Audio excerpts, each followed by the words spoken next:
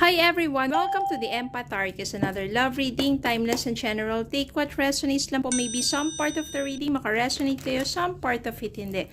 Tignan natin ngayon kung anong love connections, lessons in life, and guidance ang ating mababatid sa reading na to. Again, iba't ibang mga stories, energies, love connections, mga sitwasyon.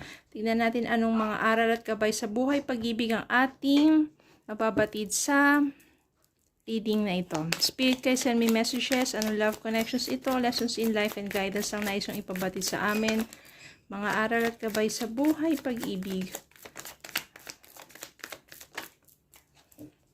Okay, more messages sa spirit guide.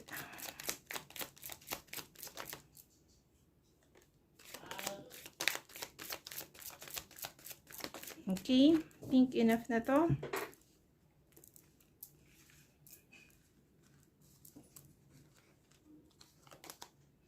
Ten of Wands, Queen of Pentacles, the Fool,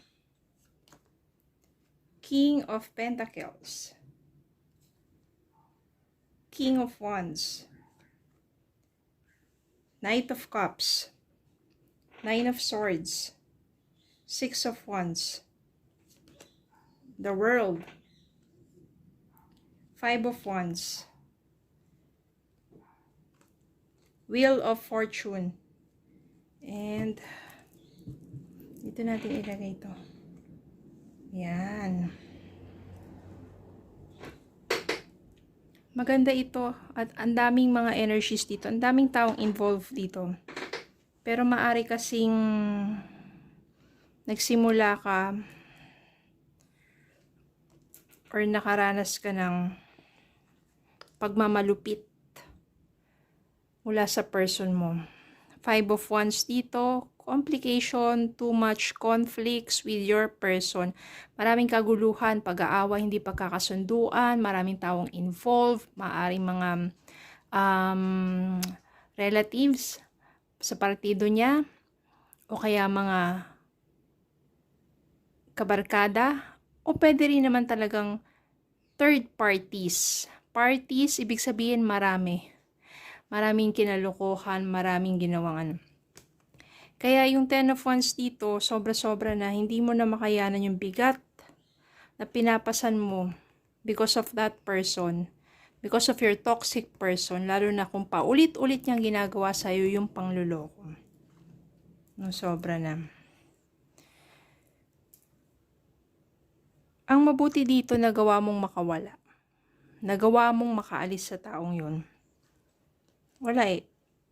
Punong-puno ka na eh. Nag-take ka ng risk na umalis to start over again with your life kahit wala na yung taong yun. Dito, ready ka kahit ano pa man yung mga mapapagdaanan mo. Buo yung loob mo.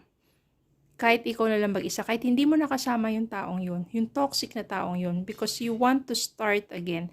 You want to have a new life.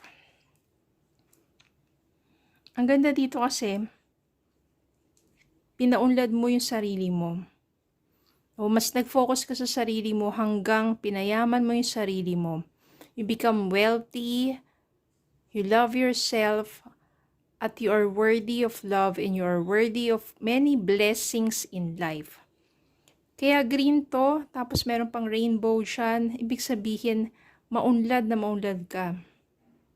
Nagawa mong payamanin ang sarili mo. And yung Wheel of Fortune dito, naging maganda talaga yung kapalaran mo.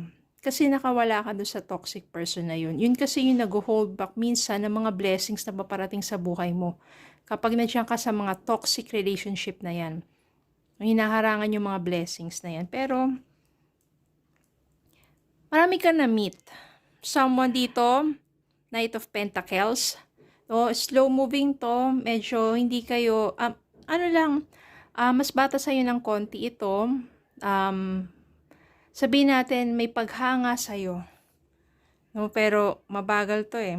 Meron naman someone na katulad mo.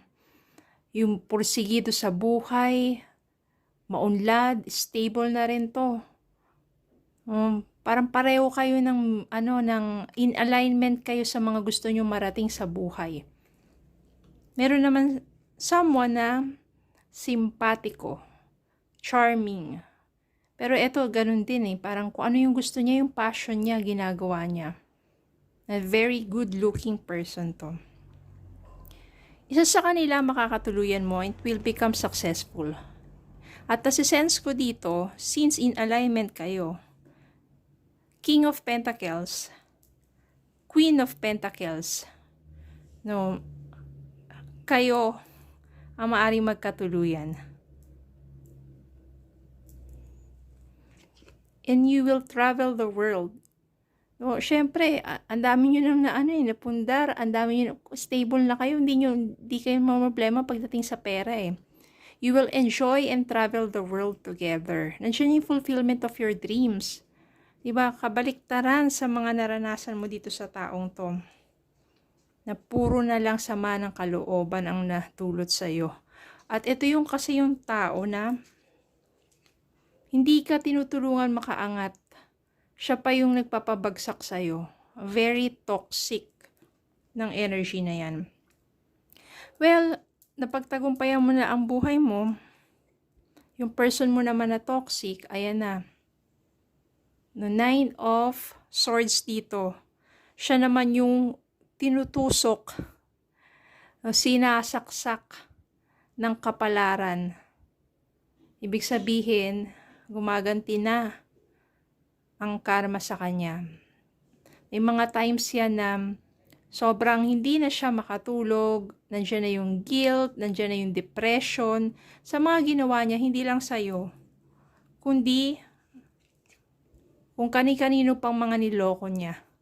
So, sobrang dami niyang panloloko, niloko, ayun na, nandun na yung guilt niya. So, nasaksihan na naman ang ikot ng karma. Oh, yan talaga yung mga nangyayari sa kanila. Sa dami na nilang mga kalokohan. Hindi lang to sleepless night because of that guilt. Maybe dahil meron na rin silang, sabihin natin, physical na yan, pagkakasakit. Tinamaan na ng kung ano-anong sakit. So, habang ikaw, you travel around the world with your person, you have a good life, and napakaganda na naging kapalaran mo. Okay, so yun lang po. Maraming salamat po for watching. Please don't forget to like, share, comment, subscribe, follow on Facebook and TikTok, and syempre YouTube. Have a good day po and God bless.